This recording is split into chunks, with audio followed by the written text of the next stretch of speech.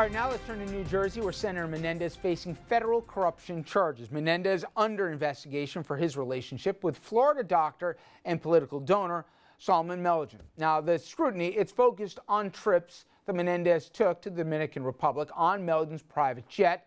He's acknowledged taking several actions that could have appeared to benefit Menendez, including contacting a Medicare agency to urge changes to a payment policy that had cost Menendez millions of dollars. But despite those allegations, Menendez maintains his innocence. Let me be very clear, very clear. I have always conducted myself appropriately and in accordance with the law. Every action that I and my office have taken for the last 23 years that I have been privileged to be in the United States Congress has been based on pursuing the best policies for the people of New Jersey and of this entire country. Now, anyone who knows me knows that I fight for the things that I believe are important, and I am not going anywhere. And I have no doubt on that last part. However, in full clarity, Senator Menendez has been a very good friend to the show. He's been very good with me here, and I'm a fan. However, 58 grand worth of jet trips that he had to be reminded, that he had to reimburse him for.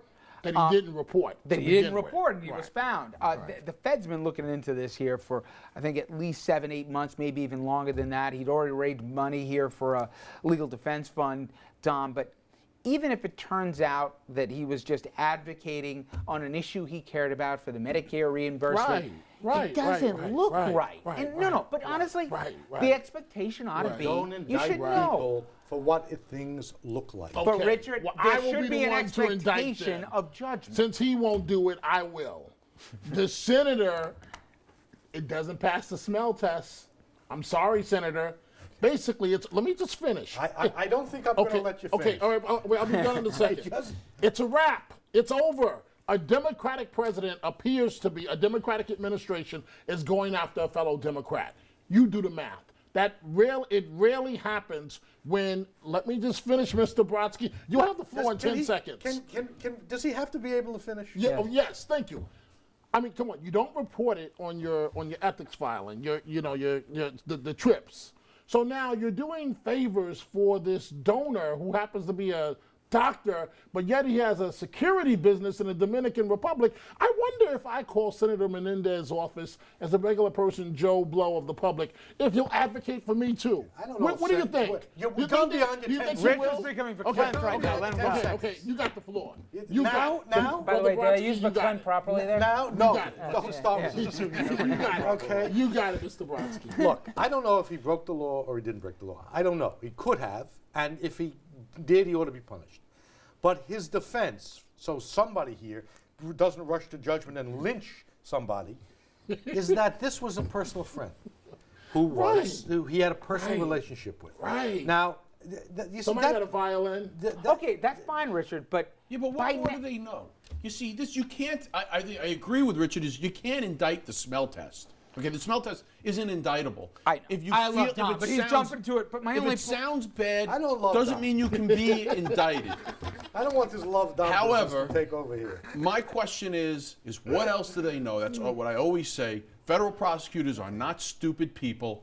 They don't just run into these cases just so they can be dismissed outright. Okay, they don't look to lose. And it's very lose important. Some cases. They do lose some cases. These are all tough to prove, even with confidential informants. But what deals have been made with others to show that there was a true quid pro quo between the doctor and the senator? And by the way, the doctor also wrote checks in the hundreds of thousands of dollars for other Democratic political groups. Towards that end, though, what's the difference between? I mean, I don't know the specifics of what Menendez may or may not be accused of doing because they haven't filed the complaint yet. He hasn't been indicted yet. But is doing favors for somebody who writes you a big check, is that really vastly different from what most Republicans in Congress are doing for the Koch brothers? And Democrats. I mean, the Koch, but let me just make this one opposite side of the aisle argument. I mean, the Koch brothers are putting up $900 million for the next campaign cycle. there was a- but there was a every, specific- Every Republican in Congress is advocating for their agenda. Okay, but advocating for an agenda is different than, at least per the allegations, trying to help secure a contract here for a private not securities what they timeout, said. and then also to be able to advocate to have changes so that it would personally benefit he and others in terms of Medicare reimbursement. I mean, you don't have to, listen, I don't think it stretches incredulity here to say, you got Holder and this AG's office going after it, and for anyone thinking it's about Cuba, I think you're looking for a conspiracy to see theory. what the charges are and see exactly what they Fair got. enough. Well, that's what it's all But about. the quid pro quo in politics is just Okay, it's I up to want your to get to this eyeballs. next one here, and it has to do with the governor of New Jersey, Chris Christie, digging in his heels, defending the $250 million settlement with Exxon. Now, this after criticism from a whole lot of folks, including state Democrats, such as the Assembly Speaker Vincent Prieto, who's planning public hearings here to question the deal. Now, Christie spokesman Kevin Roberts fired back at the Times after it published that op-ed piece calling the deal to settle environmental contamination in North Jersey irresponsible, disingenuous, and baldly, political. Roberts is speaking out, backing Governor Christie's chief legal counsel, Christopher Perino, who played a major role in this deal with Exxon. That's not up for debate. But it's also being reported that Perino held an investment interest in Exxon, owning shares of a mutual fund valued at more than $100 grand. Roberts released a statement saying any suggestion that Mr. Perino's publicly disclosed ownership of a mutual fund that holds a small amount of Exxon Mobil stock within its diverse portfolio of investments, somehow showing a conflict of interest, is flatly wrong. Going on to say there is and was absolutely no conflict of interest in the matter. There's a lot of layers to this, Brad, but one of which is $250 million. They were trying to get $6.7 billion. There was a whole lot of damage few people debate that was caused by ExxonMobil. Now, maybe some of it was done legally when Exxon did it, but nonetheless, there was more than $250 million worth of cleanup that was left. And because it was a settlement, rather than a decision that was handled down, at least some of that, more than $50 million, was discretionary for the governor for how to spend the way it was. And they asked him twice, the court, to withhold, not uncommon, but twice to withhold on rendering a decision so they could work out settlement talks. To do Dominic's smell test, something doesn't smell right here. Thank you. Yeah, well, look. You're a former prosecutor. I know, I mean, but, is it's a hard little to judge settlements. It really is. What you ask for in a complaint and what you ultimately settle for are very, very vast But difference. if the governor's office stepped in and overrode the department's counsel, what then? But you know what? That would be unseemly to me. But on the other hand, look, there's another factor is that the governor needs money. Okay, but They is there a desperately rule need of thumb? money No, and but Brad, is there a rule of thumb that if you're getting less than 5 cents on a dollar on Well, a there is case no here, rule of that's thumb. a bad That's deal? not. There is absolutely no rule of thumb. I don't put any credence in what's being asked for in a complaint. 6 million, 9 million, whatever you put Billion, it has nothing to do with it. It's settled for $250 million. I would have to assume that that's because that's what the value of the case It's really the kind is. of thing that cries out for a hearing, though. The numbers are so disparate. Yeah. They were so close to a decision that this is something that needs explaining and not just accusations back and forth.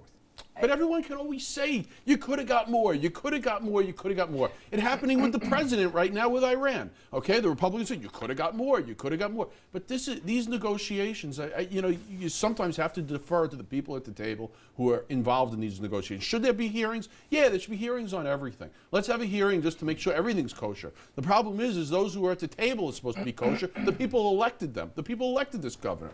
And he appointed counsel. But it's not so his just money. It's the state's money. And I get it. You can't have a committee making a decision every time. I'm with you on that.